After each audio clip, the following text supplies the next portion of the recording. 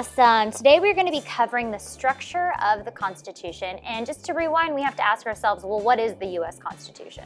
So the U.S. Constitution is the supreme law of the United States. It's the laws that the citizens have to abide by, and it is the foundation and source of the legal authority underlying the existence of the United States of America and the federal government of the United States. So basically, it's a document that provides framework for how we organize our government here in the United States. If we were to outline the structure of the Constitution, it would be broken up into three major parts: the preamble, the articles, and the amendments.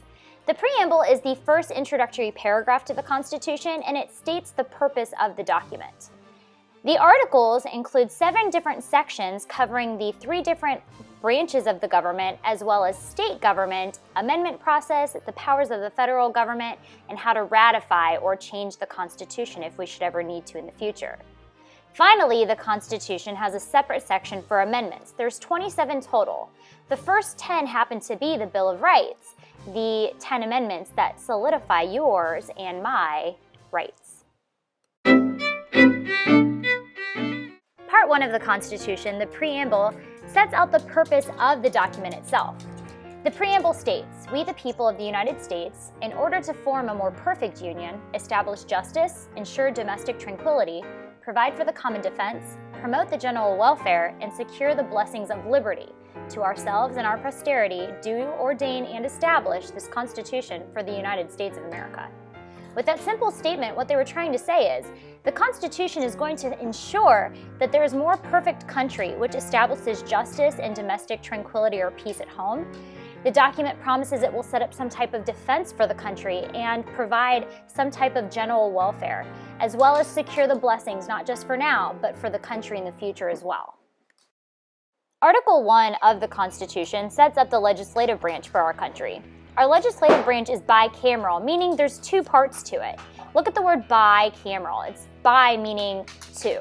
So the first part of the legislative branch is the Senate, and there are 2 senators for each state.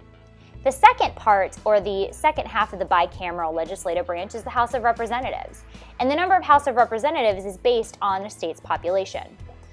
Senators serve for 6-year terms, while House Representatives serve only 2-year terms. The important powers of the legislative branch in this document are listed as making laws, setting taxes, declaring war, overriding vetoes, borrowing money, regulating international and national trade, as well as printing money. Smile and wave, boys. Smile and wave. Article 2 of the Constitution covers the executive branch. The executive branch would be the president, as well as the vice president. The president is elected to a 4-year term and may have 2 terms total. On top of being a natural-born citizen, you must be at least 35 years old to qualify as president. Ultimately, you are elected by an electoral college. In the Constitution, the executive branch touts the powers of commander-in-chief, having the ability to grant pardons, the power to make treaties, the power to appoint federal officers, and the power to ensure that laws are executed.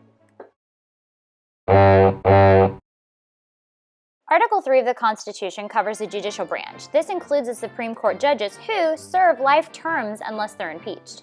Judicial power rests with the U.S. Supreme Court and other courts created by Congress. Important powers listed in the Constitution include deciding cases of constitutional law and federal law. They make decisions in cases involving ambassadors, as well as judicial review.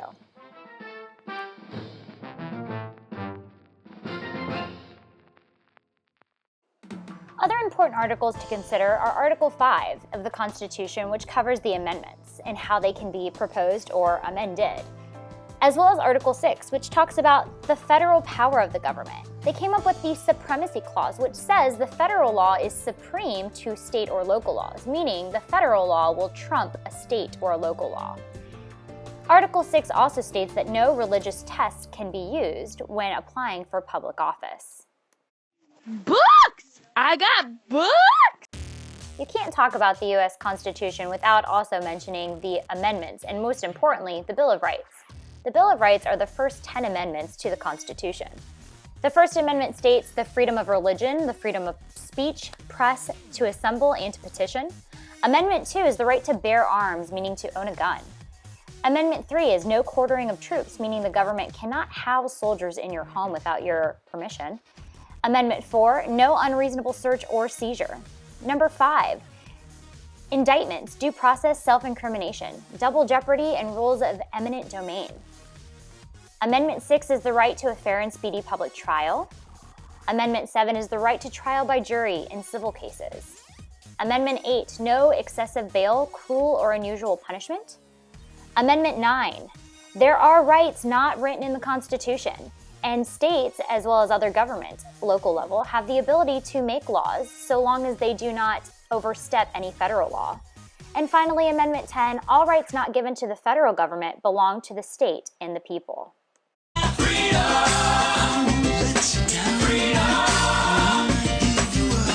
Outside of the first 10 amendments in the Bill of Rights, other important amendments worth noting are Amendments 13, 14, and 15, which are part of the Reconstruction Amendments.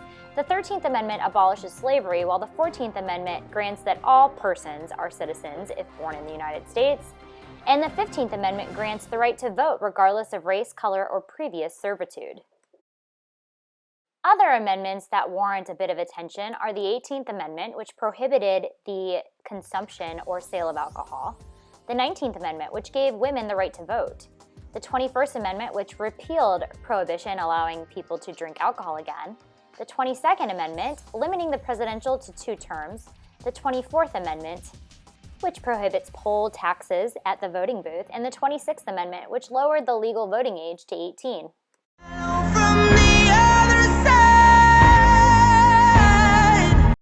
Hope you enjoyed the brain food. See you soon.